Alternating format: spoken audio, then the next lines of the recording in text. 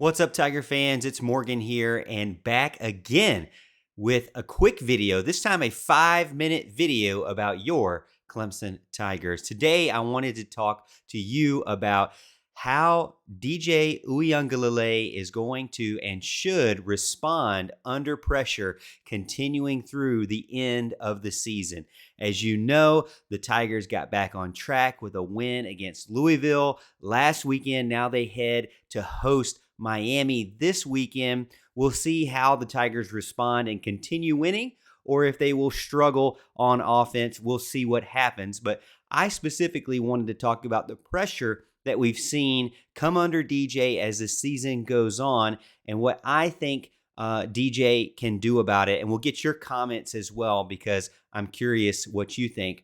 There's 3 ways that I feel like he's specifically under pressure. One is obviously the pressure to win. You're going to get that when you're the head man, when you're the QB of the team, when you're trying to be elite. It's always keep winning. Against Notre Dame, obviously, was the lone loss of the season, and they were not successful there. But to be honest with you, from my opinion, there was a lot of people to blame in the Notre Dame game. The other point of pressure that he sees is from turnovers. We've seen in the Notre Dame game, we've seen in the Syracuse game where he's thrown interceptions, where he's fumbled the ball, and he even fumbled the ball against Louisville.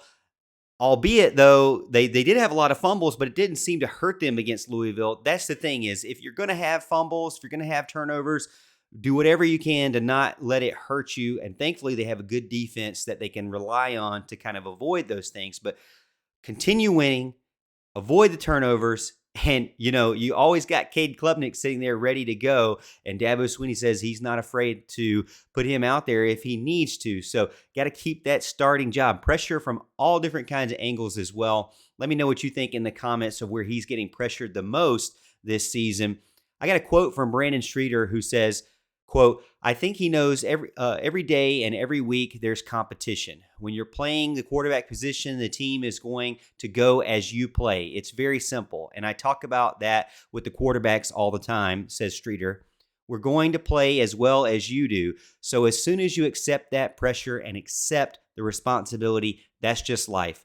That's what you signed up for, which is not an easy spot. But hey, when it goes good, you're getting all the praise. And when it doesn't, you're getting the blame. That's just part of the territory with being the starting quarterback anywhere. As my father-in-law always says, when it's good, enjoy it. When it's bad, endure it. You have to kind of get through those tough times because it's not always going to be easy and perfect in the way you draw it up in the playbook. So how can DJ continue to respond this season? Well, when I was thinking about it, I'm thinking, for DJ, I'd like to see him not get into those ruts. And what I mean by rut is, one, he has to establish himself in the running game. He cannot forget that he is a lethal weapon in the run game. We've said that he's not the prettiest runner around, but man, he has a really hard cut move that jukes people out more often than not and gets him extra yards. And he's a big dude, so when he gets tackled, he falls forward. So he cannot forget.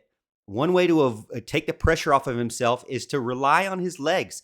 Use his talent in the running game to establish that. We saw that in the Louisville game. We didn't see it in the Notre Dame game. I want to see it again fighting against Miami. I think they can do it, and they should do it.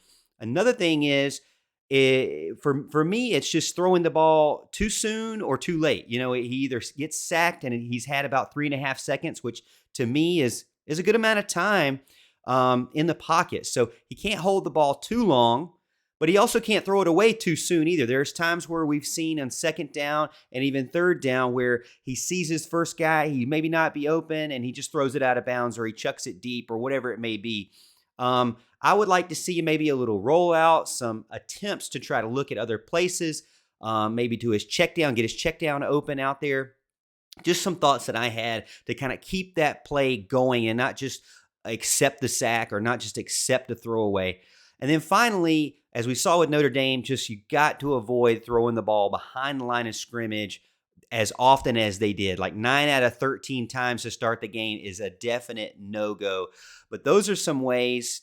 Use his strength, his big arm ability. Test that deep ball. Throw across the middle, as fans like to say. and don't get in that rut of just throwing those screen passes behind the line of scrimmage. I think that's what will help take the pressure off DJ throughout the rest of the season. Hey, let me know what you think. Am I completely wrong? That's been 5 minutes of what I think about DJ and his pressure this season and how Clemson Tigers can respond with it. If you think I'm completely wrong, put it in the comments. If you think I'm right, put it in the comments. What if I missed something? Put it in the comments. And don't forget to like this video and subscribe to the YouTube so you can stay up to date on all of our exclusive Clemson content we put out every single week.